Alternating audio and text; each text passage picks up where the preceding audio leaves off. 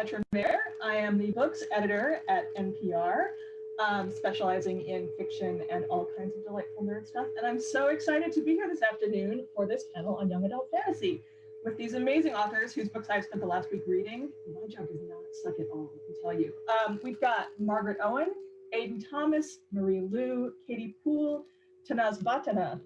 And I think that's it. Did I forget anyone? I'm reading off my notes and it's kind of hard to see them. Hello, everyone. Hi. We're all going to try to stay in these little rectangular frames here. So one of the things I love about doing these panels is that I get to ask about all the things that I like about fantasy. And one of my favorite things is world building. So I wanted to start off, well, actually, no, wait a minute. I'm getting ahead of myself. Why don't I have you guys introduce yourselves in your books first? How about that? Marie, why don't you start? So, did you say Aiden? No, I said Marie, but if you want to start, Marie. I was like, oh no. We'll get into our groove. Hello, everyone. My name is Marie Liu. I am the author of the upcoming Sky Hunter, which is the first in a new sci-fi series for me.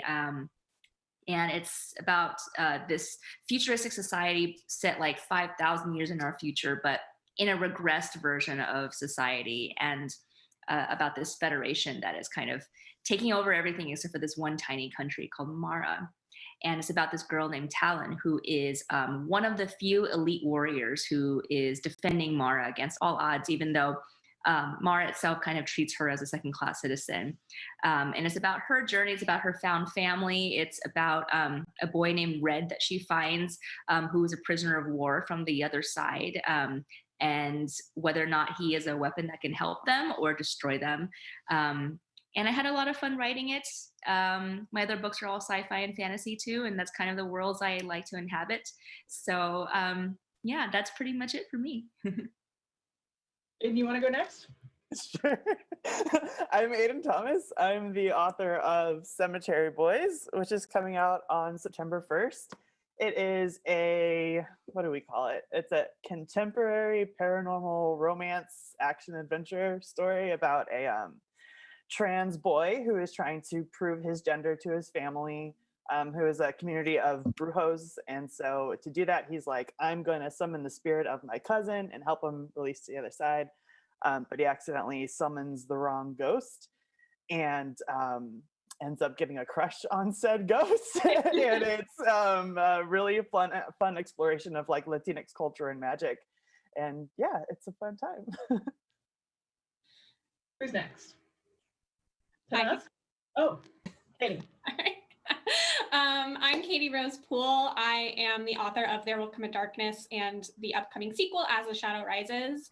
The series is basically about this world in which there were 7 prophets who sort of guided humanity, helped shape history, but they disappeared 100 years ago, leaving behind one final secret prophecy that predicts an age of darkness. And so the book follows 5 characters who are all tied up in this prophecy in varying ways, although they don't necessarily know it to start with. But they don't really know if they're going to be the ones to stop the age of darkness or if they're going to be the ones to start it. And so there's lots of fun sort of sibling relationships and characters colliding and a little bit of murder. And yeah, I'm really excited to be here. I'm happy to have you. Tanaz, why don't you go next? Okay, my name is Tanaz Bhathena, and I'm the author of most recently Hunted by the Sky, the first of a YA fantasy duology set in a world inspired by medieval India.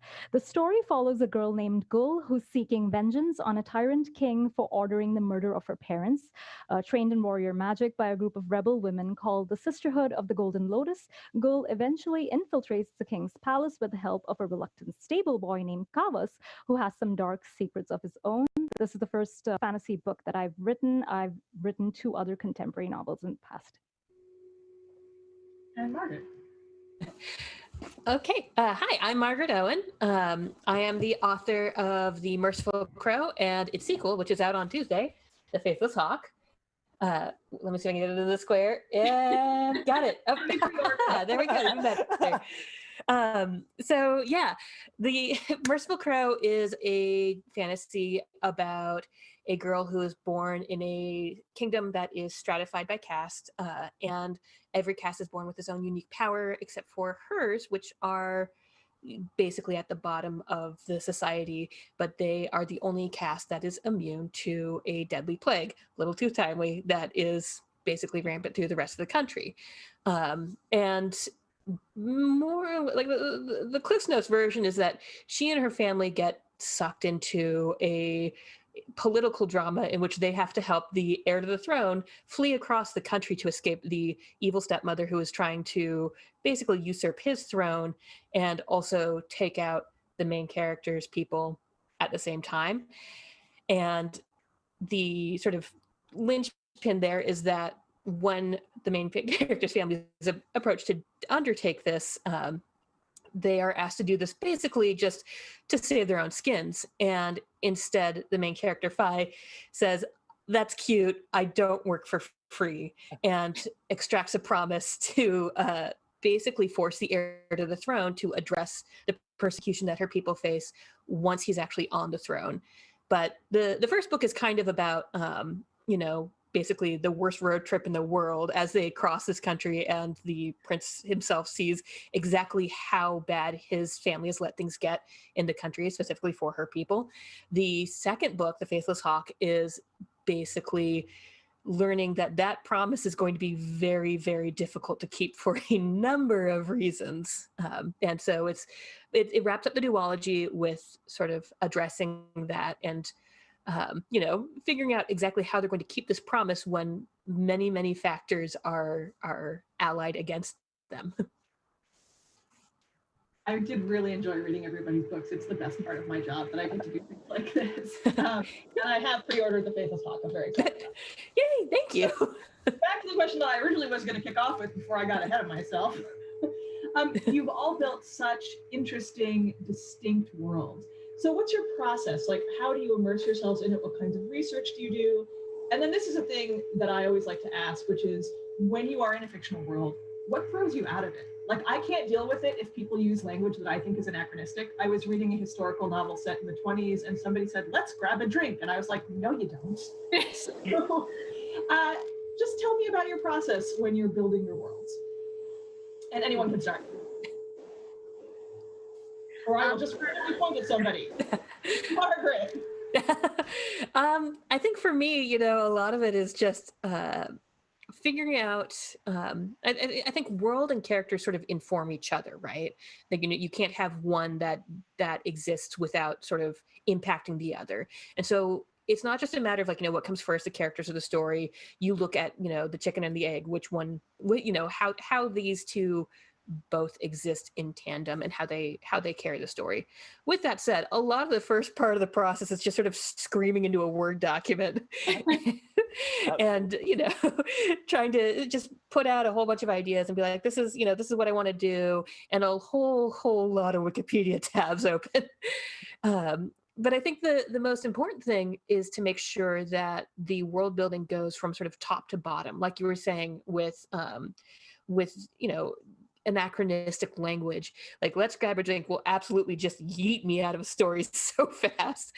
And I can't even handle when people say "okay" in fantasy. That's supposed to be like not set in our world before the 1800s, and even then is like pushing it a little. So you have to say, is this a language, or is it the language? What are things like religion and food and society? How are these actually formed in the world that we have? What choices are these? What do people think is right? What do people think is wrong? And also, how does that impact just the day-to-day? Like, if you have a society that is super, super, super focused on cleanliness, what does their sewer system look like? Where does that go, and who handles it? You have to think about it very cohesively, and think about all the really, really inane details, because that's honestly what really sinks you into a world. So that's me.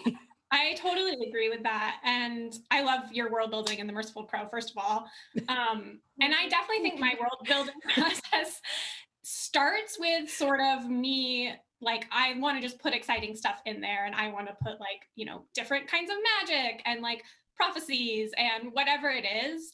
But then the real work of it is making all of that sort of hang together and make sense together for the story and for the characters. And I definitely agree with, I think language is kind of one of the first things that gets me into a world, how the characters speak, like what it is they talk about, how they talk about things. Something I love is like in fantasy worlds, like made up swear words, like, or like stuff based on that religion, where it's sort of like these like sayings that people have to do with their own worlds. Like that can immediately get me into a world, because I'm like, oh, interesting. Like they have this concept or like this idea that they use in their day-to-day language. But I absolutely love world building, as challenging as it is. And it is definitely like a lot of research rabbit holes. And I think the struggle can be when you're like, is this gonna like actually like make sense in the story or matter to the story? I don't know. I want to read about like ancient Alexandrian like cistern water like systems, which is definitely something I researched for There Will Come a Darkness, which did end up mattering to the plot. It does. Yeah. It made me think of that cistern that's in Istanbul on the Palace Hill. I totally use that as inspiration. Yeah. Aiden, I see you nodding and smiling. I feel like you have something to chime in with. Aiden, can you hear me? Oh, sorry. That's cool. I see you nodding and smiling. I'm deaf in one ear, and my headphones are not working super well, so sometimes I'm just out. Anyways, so my process is a little different because my fantasy is set in our world. So when it came to like kind of figuring out world building, it was kind of all centered around the magic and how the magic, figuring out how the magic works, who can use it, and kind of the rules around it. My poor editor, Holly West, because I really like writing about magic, but I don't necessarily start out with any rules, and I'm just kind of like, and then this happens, and then this is how I want it to be, and then my poor editor has to be like, Aiden, we have to like establish some ground rules. And so I get a lot of homework of like here's an article about the difference between like hard magic and soft magic systems, and like, why don't you come up with a list? And I was like, oh, okay. So coming up with that for me is the most important part, but figuring out the rules, maybe it's the most important part for my editor, I guess. And for Cemetery Boys, I really wanted, the premise that I started with was, what would happen if you summoned a ghost and then you couldn't get rid of it? That's what I started with.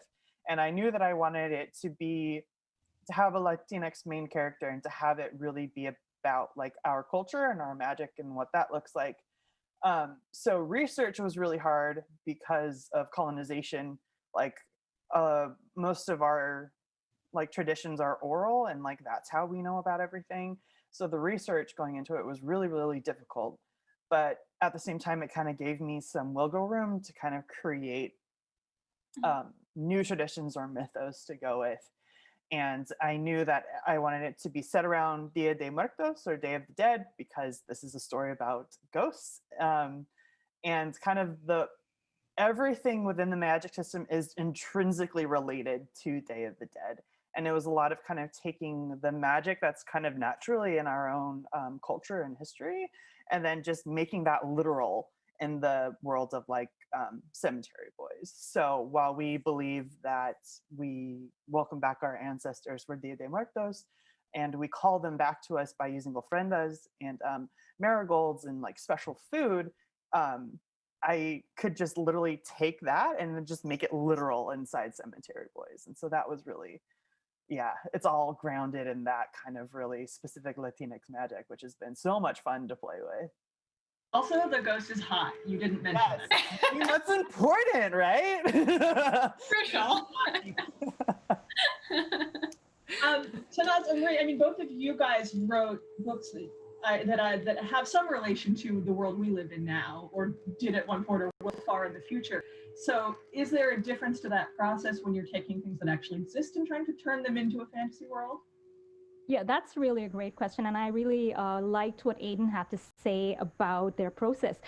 For me, because my book is a fantasy, at the same time, it was also inspired by a real historical period, which is medieval India. So Indian history is often told by a lens of colonization.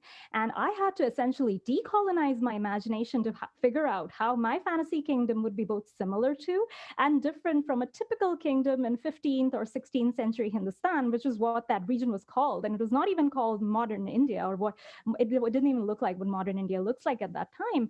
And I had to do that by assessing so many things. I had to assess the role of women, that would medieval Indian women be any different from the women in my book? And in that case, it was almost exactly the same, because I had to look up research by women historians, and especially because a lot of history that we have is really male-centric and told by male historians. So for me, books like Empress by Dr. Ruby Lal, which was about Empress Noor Jahan, was really, really important, really useful, because that allowed me to see that even in medieval India, women were powerful figures and they had great political ambitions. In terms of the culture, now, when you look at the subcontinent, religion can be a source of real conflict in the subcontinent in real life. However, in Umber, it did not make sense for that to have the same sort of conflict. Now, mind you, Umber does have its own problems, and magic divides society into two classes based on who has power, the magi versus the non-magi. But when it comes to religions, different religions coexist relatively peacefully. So there are people who worship the sky goddess, who is Umber's patron goddess. There are the Zalians who do not worship the gods. They believe in the raw power of magic. There are atheists. There are people who worship saints. So all of this was more like a reflection of what India is on a day-to-day basis, regardless of the news that keeps coming in the media. And I also had to think about love and different kinds of love in the society. I came across some amazing medieval court poetry where men were expressing their love for other men. So it made perfect sense in my world to have a celebration, an annual festival celebrating the love of two gay moon goddesses. So that was the real fun about this particular book. So yeah, absolutely. And in terms of language, this was really tricky for me because I really like to use foreign words in my books. And what ends up happening is that, sometimes I have to really think about whether, the readers will be able to understand them or not. And so that is really important. And for that, what I needed to do was sort of define by context, so that people who are native speakers of the language. So I used a lot of Persian, Hindi, and Sanskrit amalgamations in this particular book, and they would understand without being without feeling like they were being spoon-fed a definition. But at the same time, people who are not familiar with this language will also be introduced to it in a way that would make them understand, oh, this is what's going on. So it was a sort of balance. And for me, if you're writing Indian fantasy, I'm going to put some Indian words in there, if you like it or not.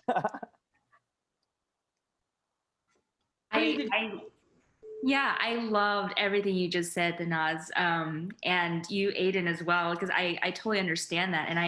And that's the beautiful thing about fantasy, is that you have the power to take these elements of our real world and our real history and funnel it in a way conducive to whatever story you're trying to tell and what message you're trying to get across.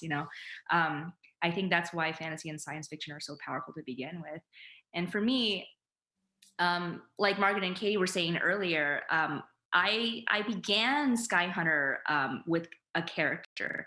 And so the earliest inkling of the world of Sky Hunter came when it was back in 2016, and I was watching the 2016 Democratic National Convention, and Mr. Khan was speaking about his son, Humayun Khan, who had been killed in Iraq protecting other soldiers. And that speech just haunted me afterwards, because I just couldn't stop thinking about all these young people that we send off to war, by POCs, people of all kinds of genders. Like, these are people on the margins of our society who go out and fight for us and protect us, but they don't get the respect that they deserve from the country that they're fighting to protect. So I just couldn't stop thinking about that. And that was the first inkling for Talon, my main character. And a lot changed along the way, but from creating a character like Talon, who is an elite warrior defending a country that does not respect her, came the world that would support a character like that. So I tend to start asking, like, what if she was part of this country that was fighting against a huge federation that had caused her to flee her homeland? What kind of country would this be? So I'm imagining this place with like this small, tiny country with giant walls around it and huge refugee camps around it, from all the countries that had fled there. And so bit by bit and layer by layer, the rest of the world comes into play, and it's all kind of inspired by things that are happening in our reality.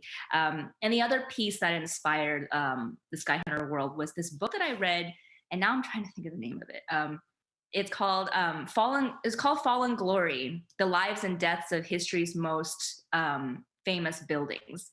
And it was one of the best nonfiction books that I've read in a while, because they had chapters about, oh, you got to read it. It's so good. They had chapters about like the Library of Alexandria and how and Babylon and, you know, the Tower of Babel and all of these like sometimes mythical, sometimes real places that existed that were so powerful. And they were usually built by, you know, arrogant kings and these people who thought they were going to be immortal forever and that they were going to rule forever and that they could do whatever they wanted. And then these places just faded away into the dust.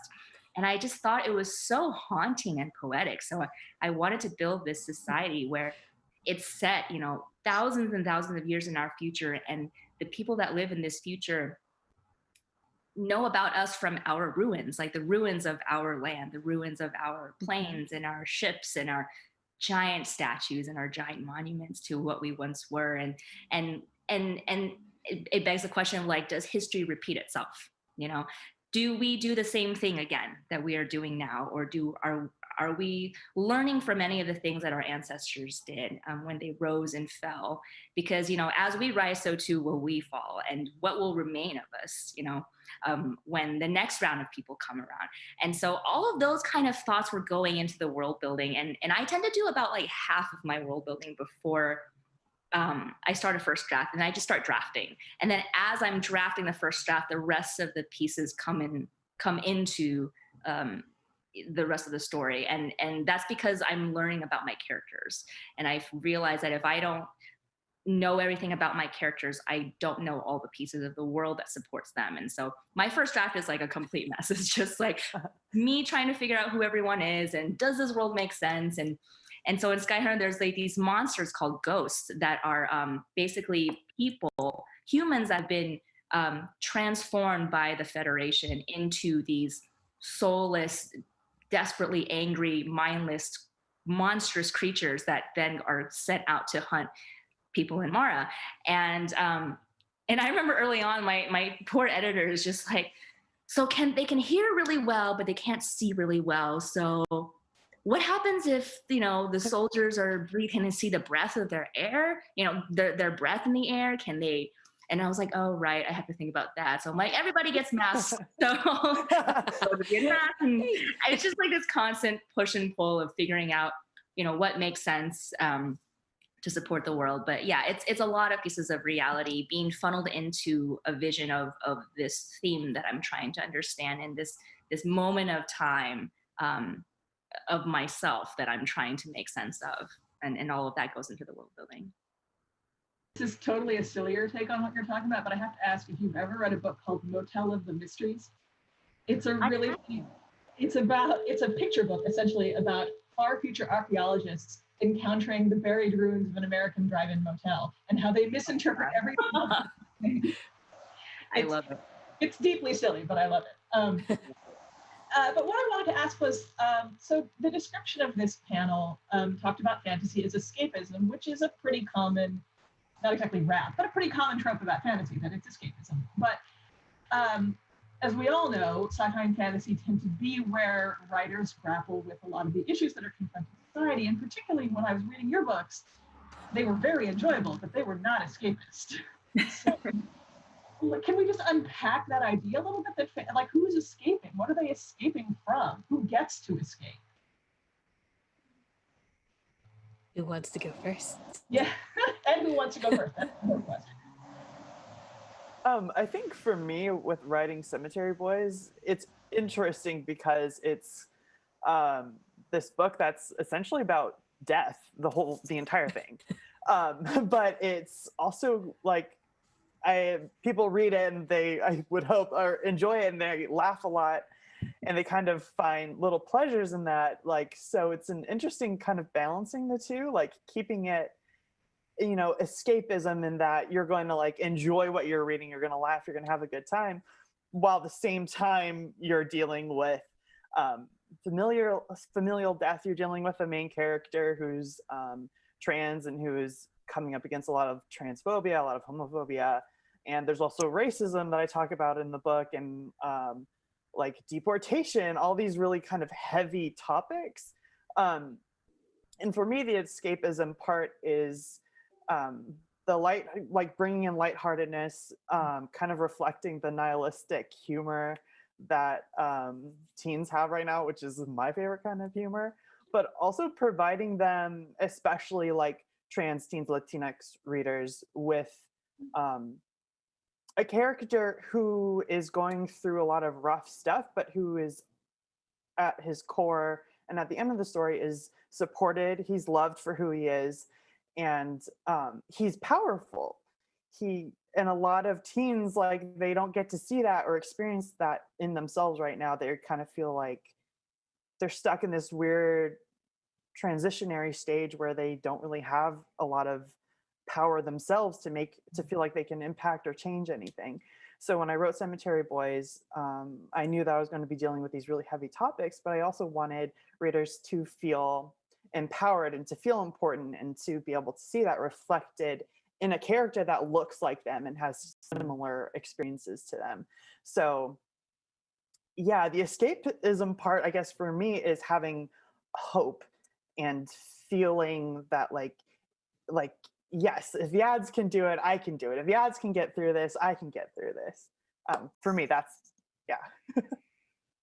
Oh, I love everything about what you just said, Aiden, and it makes so much sense because escapism is an interesting concept, because our books are written by people, you know, like we live in this world and it's impossible to completely escape from this world because our books are based on reality and humans, unless you're, I don't know, writing about like a plant on Mars or something, but like, you know, like, so we bring with it our own, you know, things that we see happening in the world and what we're trying to make sense of. So I think you're absolutely right that like, this is, the escapism is not so much wanting to get away from what's happening in the world for me, but to see a version of our world where you actually have the power to do, you know, to change it in the way that you want to change it. And that was kind of what I wanted to do, because I felt so hopeless after 2016. You know, I just felt like you feel so small. And I think that had a lot to do with Sky Hunter, where I was like, you know, I don't have a lot of power in our reality to change everything I want to change, but in my book, I am God. Like I can do anything. And that makes me feel like I have some semblance of control. Like that's the escape. That's the feel good moment for me. And just like you said, Aiden, like I love being able to have the power to say like, no, you horrible person with power, you will ultimately fail. And you, good person with these traits that I love, are going to succeed. And I have full control over that. And I love that feeling. I totally agree with what both of you said. I always feel that fantasy sort of gives you an illusion of escapism. It takes you away from the real world, and then it shows you exactly what's wrong with it. Yeah. And it shows you also how ideally a world could be. And that's exactly what both of you just said. For me, that's what I was writing in my world, that what, you know, potentially India without colonization could look like. And that's what I was thinking of the whole time. And I was thinking about the modern day world, because, you know, people, when they read fantasy, they think, oh, we're getting away from the real world. And then they're forced to analyze their prejudices in the real world. And that's what I really love about fantasy, is because, you know, you think that you're not really learning anything. Oh, who are these people? What are they doing? All this, you know, these dagger waving and all these spells going here, there, you know, these gods are entering the fray. And what are they throwing all these chakras around and all this stuff. But then they're like, oh, maybe I'm a prejudiced person in the real life. Maybe I should think about how it should change. Yeah, I absolutely agree with what everyone has said. And it really reminds me actually of like an ongoing argument that I had with my grandparents when they sort of found out I was writing fantasy. They would ask me like, oh, you're so talented. Why don't you write a real book? And I'm like, this has pages and words. Is this not a real book? But, you know, they're my grandparents, so I let it slide. But it's just kind of this idea that there can be nothing of value in sort of like fantasy is just fluff and like just magic, which I think there's nothing wrong with that. Like if you're just writing about fantasy and fluff, that's totally fine. And that's as needed as like any other type of fantasy book or any other type of book. But at the same time, like I think even if you are just writing fantasy and fluff, you do sort of bring all of your ideas around the world into the story. And I think it's our job as writers, and I think one of the hardest job as a writer is to investigate how you're bringing your own thoughts and biases in the world into your story and really do it in an intentional way. I feel like with my book, I wrote it over such a long period of time. Like I started this book in 2012, which feels like a completely different world than the one we live in now, even though obviously it's really not. But there were so many things that I think over the past 4 years have really like, you know, I've learned, I've grown, and I really see it in the book and how the world is written and the things I chose to focus on and not focus on, and sort of starting that process of like seeing how this completely made up fantasy world that is not really based on the real world does still bring things into it. Right.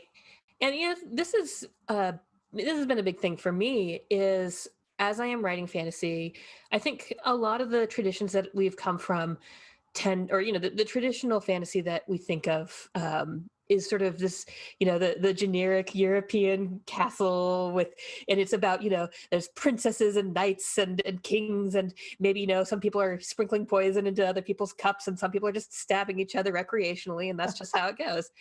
And I think, you know, one of the things that really sort of highlighted how much I can't stand that anymore is I was actually watching Downton Abbey off deadline for the first time in my life.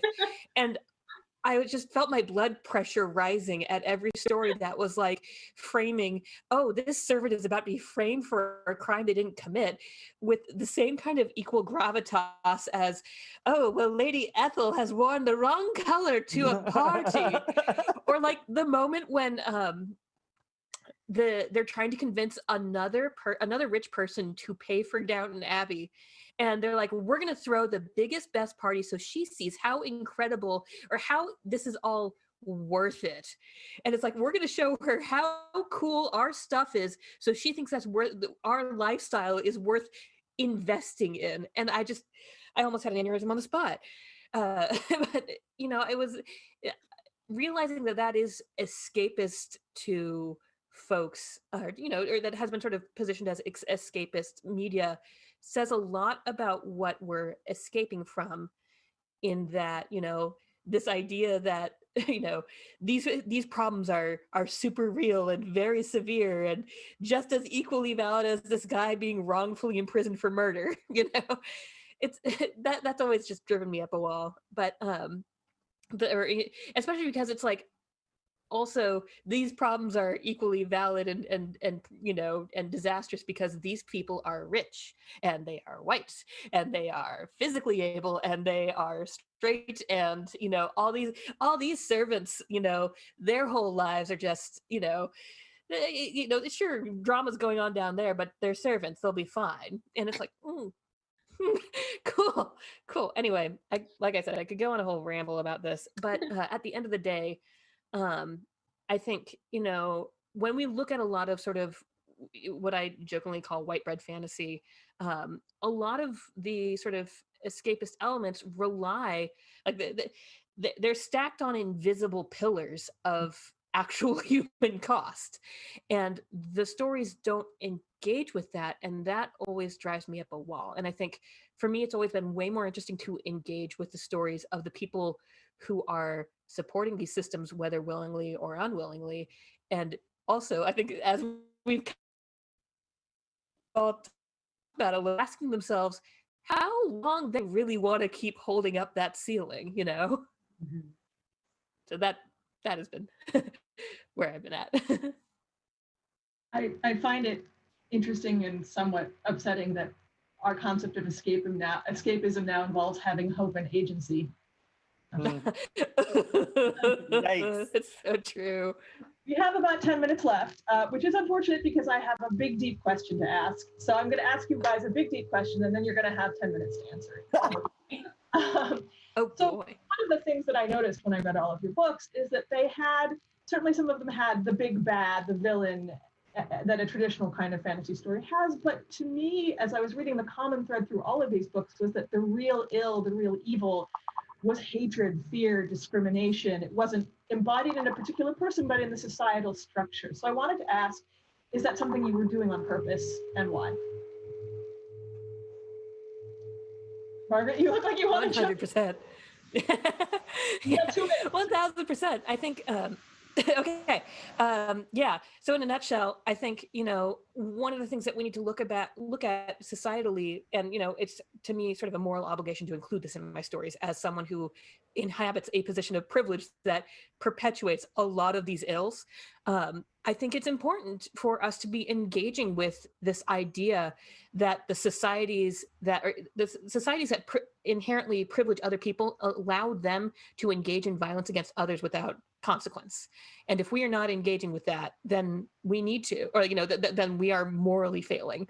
And so I just sort of swan dive right into that in my books with this idea that even if you aren't actively beating someone up, if you are not challenging people in your life who might be, frankly, or like who might be aiding and abetting that kind of stuff, then you are not helping, you know, address a system in which that, you know, or which is giving you a better life at the cost of somebody else and asking them to pay the sacrifice without question and without complaint.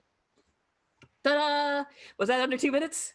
It was. Yes. I just realized I need a minute at the end to say the goodbye. So who wants to next? Yeah, sorry, I'm trying to gather my thoughts. But yeah, I think that it's important for, you know, especially when I'm trying to think of the concept of like who is the true villain in the story. It's I wanted to make sure that even though there are literal monsters in Skyhunter, that the monstrous thing is that monsters are people. And, you know, all of the terrible things that are happening now and have happened in society were not done by monsters. They were done by people, you know. People are capable of these terrible things. And sometimes it's not just a single person. Like you said, it is the aggregate of all these tiny little wicked things that we do, you know, sometimes intentionally, sometimes unintentionally, and that build into this kind of nebulous monster that then a single person can sometimes take advantage of and elevate to the next level. But it's a complicity of an entire society that creates this nebulous villainhood in Skyhunter. So I think it's, like we've been talking about, it's a reflection on our reality and how each of us has that potential to contribute to the monstrosities of the world, and that we have to be vigilant about ourselves and about the people in our lives to make sure that we catch those moments and learn from them and prevent them from happening again. And so that's kind of wrapped up in Skyhunter, and people who fail to do that and people who succeed in doing that. I totally agree with what you just said, Marie. I mean, it's really about people seeing others as less than human, you know, and that's what's really causing the problems. I was thinking about my book, Hunted by the Sky, where the Magi, or people who have magic, see the non-Magi as people who should be persecuted, or they're jealous of them, they're envious of them, or they accuse them of stealing magic and things like that. It's mostly because they see them as different or not us, and, you know, the othering and this sort of dehumanizing of another human being, it allows this sort of evil to grow and creep up. And I think once we start analyzing that and what's causing that to happen, it'll help us progress as a human race. I don't know. I don't think we've progressed in all these years. So well, let's see what happens. Yeah, I have sort of a similar plot thread in There Will Come a Darkness.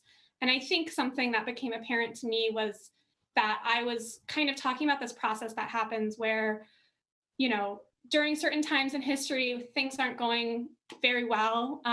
You know, we feel like whatever progress we're making is, you know, going backwards in some way.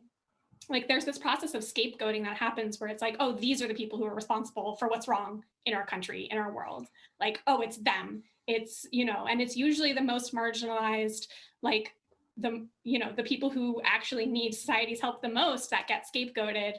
And so there's, in There Will Come a Darkness, there's kind of a whole like almost like religious cult movement that rises up against the people who they believe are responsible for, you know, the end of the world, essentially. And yeah, that was something that I didn't necessarily start with the intention to write the storyline that way, but that's sort of what I ended up doing. Yeah, I mean, in Cemetery Boys, the like villains or the bad folks are absolute products of societal constructs, basically. And like, not just like Yadriel kind of dealing with being like trans or Latinx, but also like even within his community and these social constructs that even the like Brewhex are following just blindly. Like there's no real reason to it. It's just that this is the way that it's always been, and how that impacts like how their little mini society works, and like the gender, like BS gender roles that get pressed upon them, and like it ends up turning into a very othering thing, I think, like Katie said. And like that's the real villain. And that's what enables people to become villains, and or even just like having to be put up against those societal constructs can turn people into villains themselves. Yeah. So you guys did great. 20 seconds left to go according to this scary red countdown clock. So I'm just going to say very quickly, if you are going to read something for escapism, what is it? Let's just go around, starting with Tanaz. Oh my goodness. I would read the Palace of Illusions by Chitra Banerjee Divakaruni. So that's like a retelling of the Indian epic, the Mahabharata. And I would also read 100,000 Kingdoms by N.K. Jemisin, because that book is just, you know, it literally takes me into a different world. I just love that book. Me too. For me, I would say read Wicked Fox by Kat Cho. It's kind of a paranormal romance, but the monster is a girl who eats the souls of evil men. So that's like a lot of really fun escapism, you know, fantasy for me. Nice. I always go for Spinning Silver by Naomi Novik. Naomi Novik. I love it. Just absolutely murders me every time, without fail. Just, yeah. I was going to say the Tim Bear series. Aiden. Hell's Moving Castle by Diana Wynne Jones is like my favorite go-to. Like my little paperback is so beat up just because it's a really fun fantasy and it's funny. So that's like, yeah, my go-to whenever I need to pick me up. Good choice. Gosh, I'm looking forward to a sky in this a sky beyond the storm, which is the last in Saba Tahir's in Ember the Ashes series, and I'm so excited and scared. I don't know what's gonna happen to my faves. Things, come on, Saba. Well, thank you guys so much. This has just been a wonderful conversation. Tanaz Bhathena, Katy Pool, Margaret Owen, Marie Lu, and Aiden Thomas. You guys have been wonderful. I really enjoyed reading your books, and I hope everyone out there enjoyed hearing our conversation. Thanks, everyone. Thanks. Thank you. Bye.